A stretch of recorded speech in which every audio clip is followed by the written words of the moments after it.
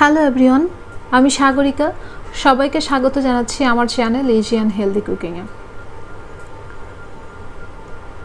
আজ আমি রান্না করব লইট্টা শুটকি ভুনা।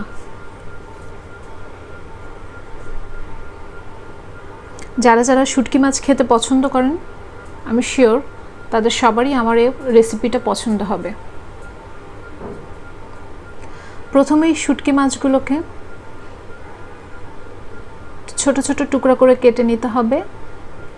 কেটে নিয়ে তারপর একটা শুকনা তাওয়াতে বা একটা কড়াইতে এটাকে অল্প আঁচে 2-3 মিনিট ধরে ভেজে নিতে হবে।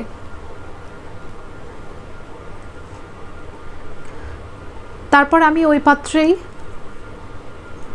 হালকা গরম পানি দিয়ে রেখে দেব কিছুক্ষণের জন্য, 1 মিনিটের জন্য। এরপর আমি আলাদা করে ওই গরম পানির সাথে হালকা ঠান্ডা পানি মিক্সড করে বেশ কয়েকবার করে শুটকি মাছগুলোকে ধুয়ে ভালোভাবে পরিষ্কার করে নিয়েছি। আমি ওর কোনো ভিডিও বা ক্লিপ নেইনি। আপনারা যদি চান তাহলে আমি অন্য আর একটা ভিডিওতে কিভাবে শুটকি মাছগুলোকে পরিষ্কার করতে হয় তার জন্য একটা ভিডিও তৈরি করে দেখাবো। যাই হোক, এর পরবর্তী স্টেপে চলে আসি। আমি এখানে নিয়ে নিয়েছি একটি কড়াইতে আমি দিয়ে দিব কয়েক চামচ তেল। তেলটা এখানে আমি একটু বেশিই নিব, শুটকি মাছে একটু তেল তেল হলে ভালোই লাগে। তারপর দিয়ে দিব পেঁয়াজ কুচি। পেঁয়াজ কুচি দিয়েই আমি 30 সেকেন্ডের ভিতরেই সেই শুটকি মাছগুলোকে ধুয়ে পরিষ্কার করে রাখা শুটকি মাছগুলোকে এর ভিতরে ঢেলে দিব, দিয়ে একসাথে নাড়তে থাকবো। অনেকেই আছেন আলাদা করে শুটকি মাছগুলো আগে থেকে একটু ভাজি করে নেন ধোয়ার পরে, কিন্তু আমি আগে থেকে ভাজি করলাম না, পেঁয়াজের সাথে দিলাম এই কারণে যে মাছের ভিতরে তাহলে পেঁয়াজের ফ্লেভারটাও ঢুকে যাবে। এরপরে অল্প আঁচে, মিডিয়ামের থেকেও কম আঁচে রেখে অনবরত নাড়তে হবে যাতে পেঁয়াজটা পুড়ে না যায়। আর আঁচটাকে বেশি করে বাড়ানো যাবে না, কারণ বেশি যদি বাড়ানো থাকে সেক্ষেত্রে পেঁয়াজটা পুড়ে যাবে। পেঁয়াজগুলো যখন বেরেস্তার আগ মুহূর্ত চলে আসবে তখন আমি এর ভিতরে দিয়ে দিব 1 চামচ আদা এবং রসুন বাটা।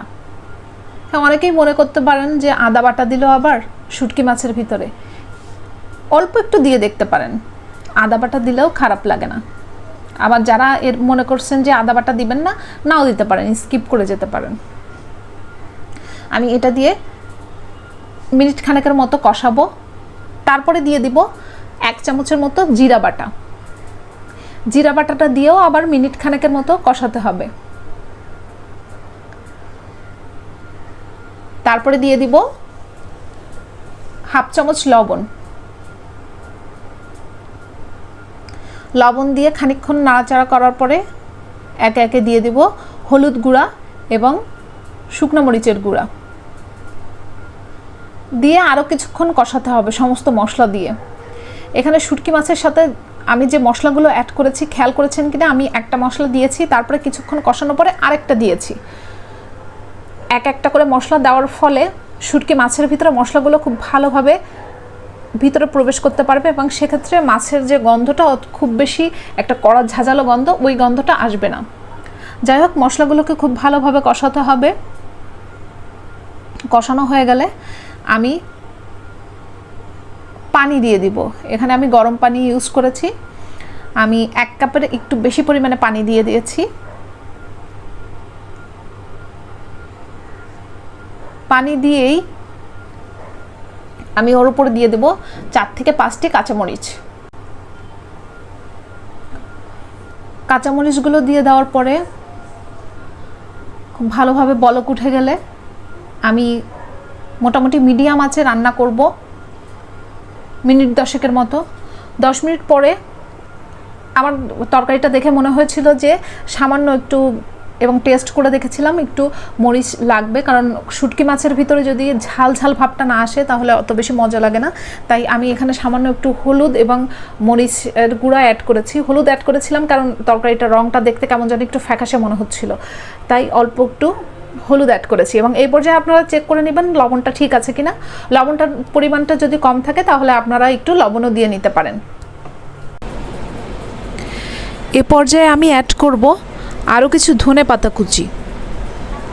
এটাও অপশনাল, আপনারা চাইলে দিতেও পারেন, নাও দিতে পারেন।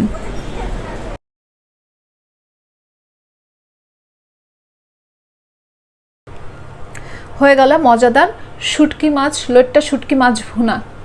আমার মতো কে কে আছেন যারা শুটকি মাছ খেতে খুবই পছন্দ করেন? যারা যারা শুটকি মাছ খেতে পছন্দ করেন, আমি যেভাবে বানিয়েছি এভাবে বানিয়ে দেখবেন, খেয়ে দেখবেন এবং আমাকে কমেন্ট করে জানাবেন কেমন লেগেছে আমার রেসিপিটা। ভালো থাকবেন সবাই, সুস্থ থাকবেন, ধন্যবাদ।